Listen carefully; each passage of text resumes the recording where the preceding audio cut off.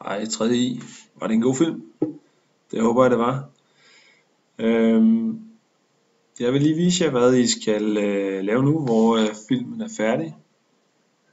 Næste gang skal vi nemlig i gang med et lille nyhedsforløb.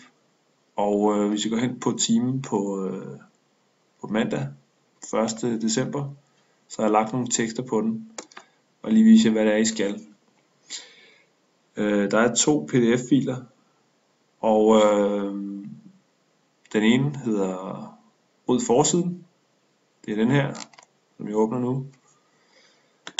Og I skal læse de første 4 sider af den her. Det hedder den grafiske imitation. I skal læse ned til her på side 4,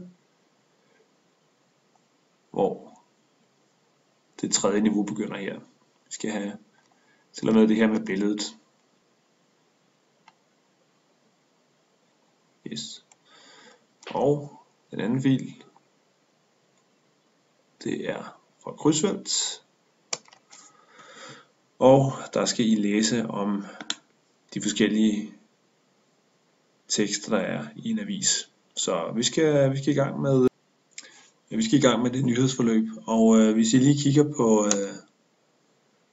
på lektien her, så står der også, at I, som der står her, selv skal medbringe et eksempel på et nyhedstelegram og et interview. Det kan I læse om i krydsfeldt-teksten, hvad det er.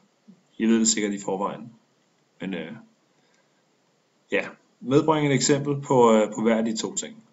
Så vi ses på mandag.